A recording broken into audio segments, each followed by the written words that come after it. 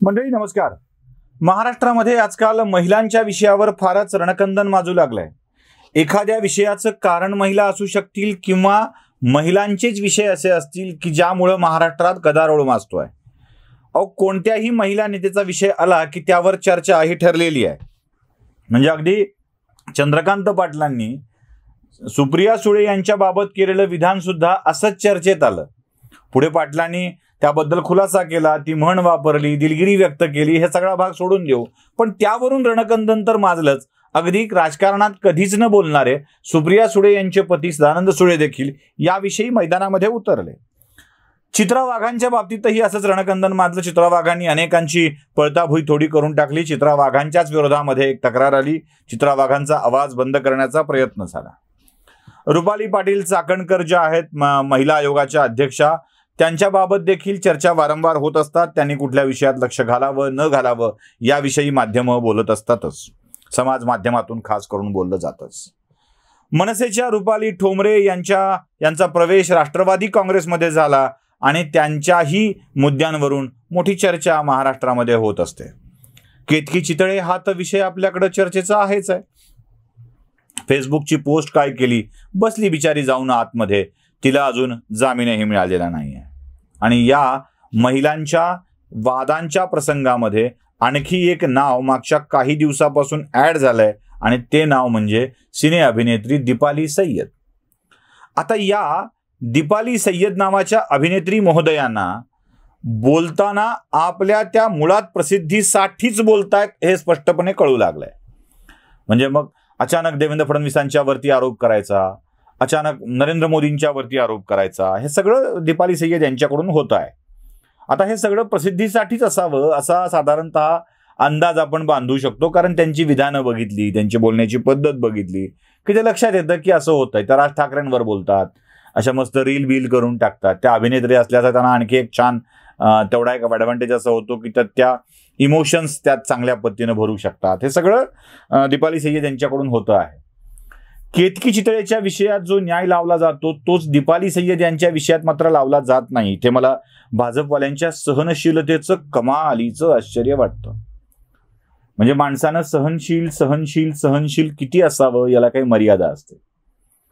म्हणजे जेव्हा एखादा पुरुष खूपच सहनशीलतेनं थंडपणे घेऊ लागतो तेव्हा तो थंड नाही तर आणखी काही वेगळा असल्याचं बोललं जातं. मी वेगळा हा शब्द वापरला, बाकी उगाच कुणी अर्थाचा अनर्थ करण्यापर्यंत जाऊ नये. आता या दीपाली सय्यद अमृता फडणवीस यांच्या विरोधात काय बोलतात तुम्ही सगळ्यांनी ऐकलंय, मला ते पुन्हा पुन्हा ऐकवायचं नाहीये. या दीपाली सय्यद राज ठाकरे यांच्या विषयात काय बोलतात तेही तुम्ही ऐकलेलं आहे.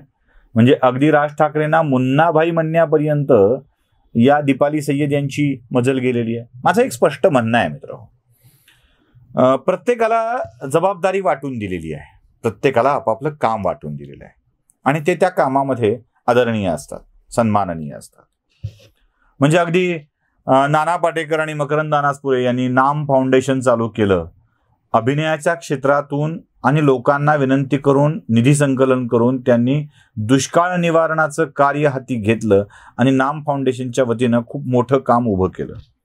आता नाना आणि मकरंद या दोन्हीतला नाम किंवा अजून काही वेगळं असेल ज्यांचा अर्थ असेल तो, त्यांनी कामाला सुरुवात केली, ते त्यांचं क्षेत्र त्यांनी सोडलं, खूप चांगल्या पद्धतीनं काम केलं, हॅट्स ऑफ. पण हीच मंडळी जेव्हा त्या कामामुळं राजकारणावर बोलायला लागतील तेव्हा मात्र विचार करायला लागतो. अभिनेत्याला अभिनेताचं क्षेत्र आहे, नेत्याला नेत्याचं क्षेत्र आहे. उलट नेत्याच्या क्षेत्रामध्ये अभिनय आणि नेतृत्व असं दोन्ही काम करावं लागतं. खरं तर अभिनेता हा शब्द नेत्यालाच जास्त वापरायला हवा ना, कारण दोन्ही गोष्टी कराव्या लागतात त्याला. अर्थकारणाचं काम अर्थकारणाने करावं, रंजनाचं काम रंजनाने करावं, एंटरटेनमेंट हे ज्यांचं काम आहे त्यांनी तेच केलेलं जास्त बरं असतं. इकडे आले की जरा घोटाळा होतो. बरं, या दीपाली सय्यद यापूर्वी आम आदमी पक्षाकडून निवडणूक लढवत होत्या आणि त्यांना आपल्या राजकीय भवितव्यासाठी त्या आम आदमीसाठी असलेल्या पक्षाला सोडून खास आदमीसाठी असलेल्या शिवसेनेमध्ये प्रवेश करावा वाटला. बरं, आपल्याकडे ती म्हण आहे ना, बाडगात जास्त जोरात. हां, तसं या नव्याने शिवसेनेत दाखल झाल्या आणि यांना आपली बांग जोरात असावी असं वाटू लागलं. लक्ष कोणी दिलं पाहिजे ना, आणि लक्ष दिलं पाहिजे यासाठी या काहीही बोलू लागल्या. म्हणजे अगदी राज ठाकरे, देवेंद्र फडणवीस, अमृता फडणवीस यांच्या विरोधात नको ती विधानं त्या करू लागल्या. या दीपाली सय्यद यांनी चक्क पंतप्रधानांच्या विषयीच आक्षेपार्ह विधान करून टाकलंय. मला पुन्हा पुन्हा ते विधान ऐकवायचं नाहीये, मी काही हे माध्यम नाहीये.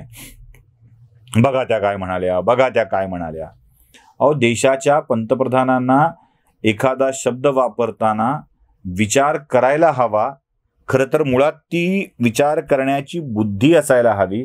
ती असे उल्लेख वारंवार करणाऱ्या लोकांच्याकडं असते का, असा माझा मोठा प्रश्न आहे. जे काय काय नाही बोलले लोक, तर अजून एकाची भर पडली आहे नरेंद्र मोदींना. म्हणजे अगदी सोनिया गांधींनी ते मौत का सौदागर म्हटलेलं होतं, त्या फारुख अब्दुल्लानी काय काय बोललेलं होतं, अजून कोणी काय बोललं होतं, तसं या दीपाली सय्यद बोलून गेल्या. आता मला मूळ मुद्द्यावर यायचंय की भाजपच्या सहनशीलतेचं आश्चर्य वाटतं. कडी निंदा, कडी आलोचना, बघू आम्ही, हे असल्या शब्दांनी काहीही होत नसतं. जे काही होत नाही, काही कुणाला आनंद वाटत नाही. वा वा काय बोलल्या त्या, काय खतरनाक बोलल्या. याचा अर्थ असाही नाही आहे की जाऊन तुम्ही थेट त्यांच्यावरती अटॅक वगैरे करावा, हाणामारी करावी, दगडफेक करावी. असले धंदे पण करण्याची गरज नाही आहे. पण ज्या ऍक्शन्स घेता येतात त्या तरी घेतल्या जात आहेत का, हा मोठा प्रश्न आहे. आम्ही असं करणार नाही, आम्ही आता हे सहन करणार नाही, असं जरी बोललं जात असलं तरी त्याच्यावरती काय कारवाई केली जाते आहे, हा मोठा पडणारा प्रश्न आहे. ती कारवाई बिरवाई खड्ड्यात गेली. हो, खड्ड्यात गेली. राजकारण नावाचा एक विषय असा असतो ना की ज्यात अशा टीका एकमेकांच्या वरती बोलणं होत असतं, पण त्या टीकेला काही शब्दांच्या मर्यादा असाव्यात, भावनांच्या मर्यादा असाव्यात, त्या पाळल्या जाव्यात. आणि मी हे जाहीरपणे मान्य करतो की अॅनालायझर न्यूजवर अशी कुठली टीका होत असेल किंवा झाली असेल, अपशब्दांचा वापर झाला असेल अथवा चुकीच्या माहितीच्या आधारावर ती घडली असेल, तर मला क्षमा मागायला काडीचीही लाज वाटणार नाही. अहो, चुकताना चुकतो, क्षमा मागताना काय लाजायचं, त्यावेळेला नाही वाटली लाज. त्यामुळे ज्या ज्या विषयात काही चुकीची माहिती येईल तेव्हा मी निसंकोचपणे त्याबद्दल क्षमा मागेल, हात जोडून क्षमा मागेल, अगदी पाया पडून क्षमा मागायची असेल तर मागेल. कारण चांगल्या असलेल्या किंवा कोणत्याही योग्य व्यक्तीवरती माझ्याकडून अन्याय नकोत व्हायला, शाब्दिकदृष्ट्या नकोत व्हायला, कशाही अर्थाने नकोत व्हायला. विशेषतः लोक तुम्हाला ऐकत असतात, बघत असतात, तेव्हा तुमची जबाबदारी वाढत असते. या दीपाली सय्यद मलाही हेच सांगायचं आहे की बाई, तुम्ही अभिनेता आहात, लोक तुमच्याकडे बघतात, लोक तुमचं ऐकतात. देशाच्या पंतप्रधानाच्या विषयी भाष्य करताना तुमच्या शब्दांना काहीतरी मर्यादा हवी, काहीतरी मर्यादा हवी. बरं, देवेंद्र फडणवीस यांच्या पत्नी गाणं गातात, त्या एंटरटेनमेंट क्षेत्राशी संबंधित आहेत, म्हणून त्यांच्यावर तुम्ही टीका करताना सुद्धा काही आपण जो परस्परातल्या स्पर्धकांवर टीका करतो ती सुद्धा कशी वेगळ्या शब्दातली असते. तुम्ही असं कुणावरही काहीही बोलत सुटाल आणि आमची माध्यमं त्याला दाखवत राहतात, तर दीपाली सय्यद बाई, आपण आपल्या शब्दांवरती देखील नियंत्रण ठेवायला हवं. आणि त्या नियंत्रण ठेवणार नसतील तर त्यांच्या पक्षाच्या लोकांनी कायदेशीर दृष्ट्या ते नियंत्रण ठेवायला भाग पाडायला हवं. एवढंच मला या निमित्ताने सांगायचं आहे. दीपाली सय्यद यांनाही सांगायचं आहे की घटम निंद्यात पटम चिंद्यात कुर्यात रासबरोहणम, असं होत असतं. प्रसिद्धी मिळत असतेच, काहीही करा प्रसिद्धी मिळते. पण या आशयाची प्रसिद्धी, अशा स्वरूपाची प्रसिद्धी ही कोणत्याही कामाची नसते. आदरणीय दीपाली सय्यद ताई, आपण कृपया विनाकारण देशाच्या पंतप्रधानांच्या विषयी असभ्य शब्द वापरून अनेकांच्या मनातून उतरू नका.